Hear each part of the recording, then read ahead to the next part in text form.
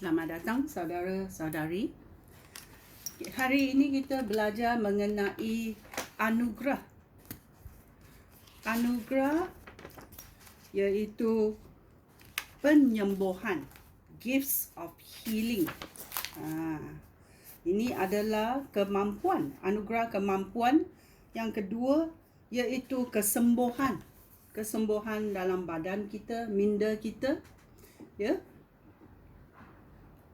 Dalam Alkitab, kita belajar mengenai gift of healing, iaitu anugerah penyembuhan di dalam 1 Korintus babak 12. Dalam ayat 9, dia berkata, ya, kepada yang lain, roh yang sama mengurniakan kepercayaan yang luar biasa kepada Kristus. Sedangkan kepada yang lain pula, roh Allah mengurniakan kuasa untuk menyembuhkan orang sakit. Ya, menyembuhkan orang sakit. Ya. Ayat 28 berkata,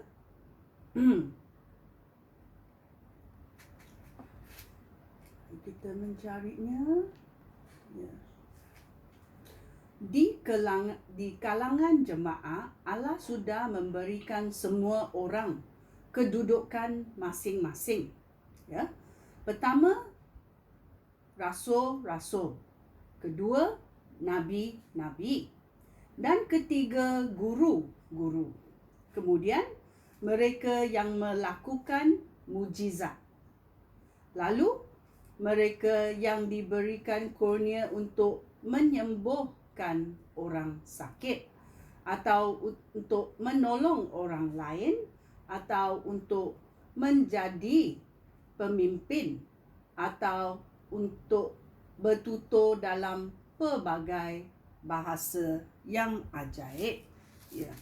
Ayat 30 berkata, untuk menyembuh orang lain, atau untuk bertutur dalam pelbagai bahasa yang ajaib, ataupun untuk menerangkan erti apa yang dikatakan dalam bahasa-bahasa itu. Ya. Ini menerangkan bahawa anugerah penyembuhan ini adalah banyak cara, bukan satu cara. Banyak cara penyembuhan ini, ya. Anugerah penyembuhan ini adalah luar biasa, dan dia memulihkan seseorang yang dijangkiti kesakitan, yang ada kesakitan dalam badan yang mungkin tidak dikatakan biasa. Kalau kita cakap kanser, kanser itu adalah kerana sel-sel dalam badan kita memberontak. Ya, dia menjadi gila-gila, sel-sel dalam badan kita. Ya, dengan kuasa Roh Kudus. Ya, Roh Kudus boleh memulaskan, menghapuskan segala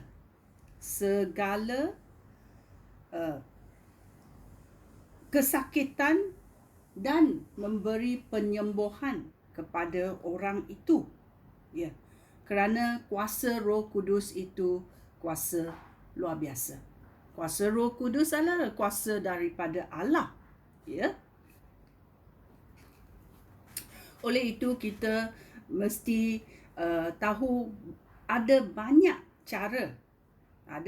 cara dalam penyembuhan, ya, dalam penyembuhan dalam penyakit-penyakit yang berlainan, ya.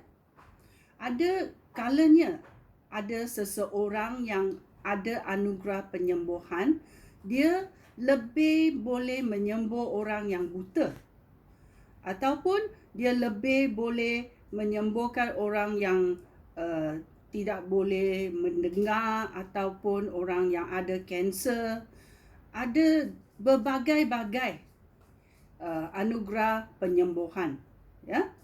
Tetapi kita mesti tahu Yesus adalah penyelamatan yang khusus kerana setiap kesakitan, setiap penyakit, setiap kelemahan, setiap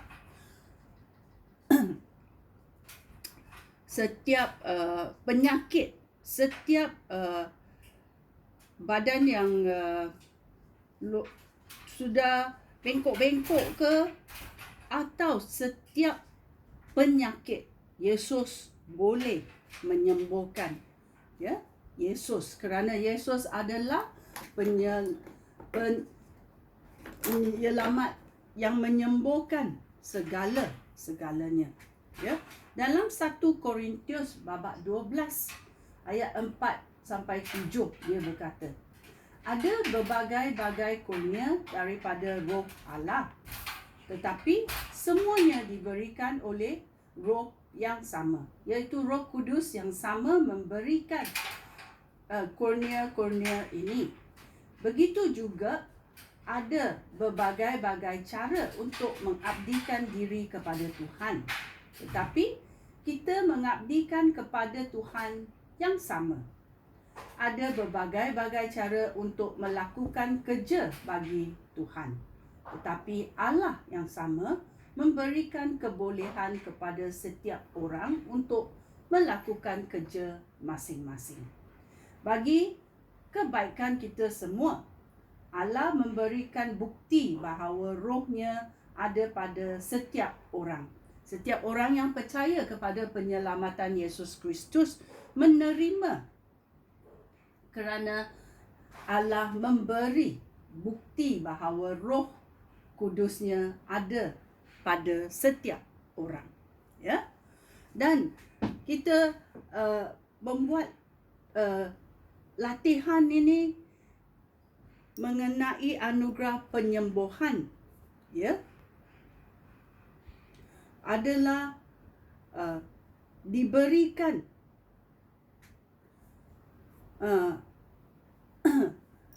sepanjang masa, ya. Tetapi ada orang salah faham dengan perkara penyembuhan ini, anugerah penyembuhan ini, dan mereka berkata, mengapa kamu tidak pergi ke hospital, pergi sembuhkan semua orang lah, ya.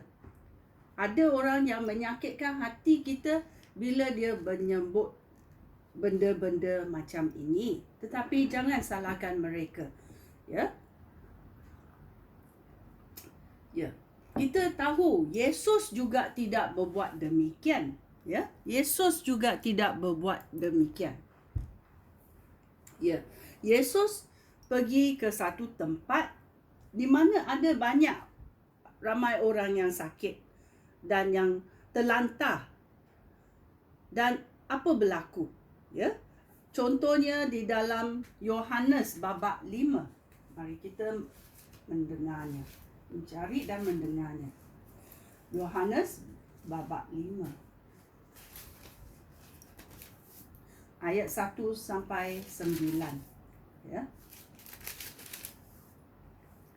Penyembuhan di kolam Bethesda, ya. Selepas itu ada satu perayaan Yahudi dan Yesus pergi ke Yerusalem. Di Yerusalem, dekat pintu domba, ada sebuah kolam. Sebuah kolam yang dalam bahasa Ibrani dinamakan Bethesda. Kolam ini dikelilingi 5 buah serambi. Banyak orang sakit, ya. Ramai orang sakit berbaring di serambi-serambi itu. Yang ada yang buta, ada yang tempang, ada yang lumpuh. Mereka semua menunggu air di kolam itu bergocak. Kerana ada kalanya malaikat Tuhan turun ke dalam kolam itu dan menggocakkan airnya. Lalu orang sakit yang pertama masuk ke dalam kolam itu semasa air bergocak akan sembuh daripada penyakit apa pun yang dihadapinya. Ya. Di situ terdapat seorang lelaki yang sudah sakit selama 38 tahun. Ya. Ya. Yesus nampak dia berbaring di situ. Kita tahu ramai orang sakit berbaring di situ. Dan Yesus memerhatikan orang ini yang telah sakit selama 38 tahun. Yesus nampak dia berbaring di situ dan dia tahu bahawa orang itu sudah lama sakit. Oleh itu, Yesus bertanya kepadanya, "Maukah kamu sembuh?" Orang sakit itu menjawab. Adakah orang sakit itu menjawab mahu? Tidak. Apa dia menjawab? "Tuan, tiada siapa pun di sini yang dapat memasukkan saya ke dalam kolam apabila air berkoncak. Sementara saya mencuba masuk ke dalam kolam, tetapi orang lain telah masuk terdahulu daripada saya." Yesus berkata kepadanya lagi, "Bangunlah, angkatlah tikar kamu dan berjalanlah." Ini orang yang lumpuh, yang berbaring di situ. Apa Yesus berkata kepadanya? Masuk ke akal orang itu. Yesus berkata kepada orang lumpuh itu, "Bangunlah, angkatlah tikar kamu dan berjalanlah." Pada saat itu juga orang itu sembuh dan dia mengangkat tikarnya lalu berjalan. Ya, kerana badannya berasa dia boleh berjalan, dia boleh bangun. Dia sudah sembuh.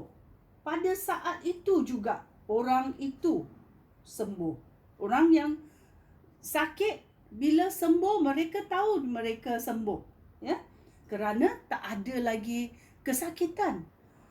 Badan mereka menjadi kuat, tenaga ada kuat untuk bangun. Dia mengangkat tikar lalu berjalan. Inilah cerita mujizat daripada Tuhan. Ya. Hal ini berlaku pada hari Sabat. Ya. Ini adalah salah satu penyembuhan yang diberi oleh Yesus kepada orang lumpuh ini. Ya. Oleh itu, orang itu disembuhkan, tetapi orang lain dekat kolam Bethesda tidak disembuhkan. Ya. Ada banyak kali, ya, dalam Alkitab dia berkata ramai yang datang kepada Yesus, ya, dan Yesus menyembuhkan mereka semua. Ya. Yang penting kita mesti tahu, ya, mujizat anugerah penyembuhan ini berlaku bila orang datang kepada Yesus. Ya. Ini memerlukan, ya, orang itu ada iman untuk percaya bahawa Yesus boleh menyembuh. Ya. Dia mesti dalam hasrat hatinya tahu bahawa Yesus adalah penyembuh. Ya. Dan dia mahu kita melangkah keluar untuk datang kepada Yesus.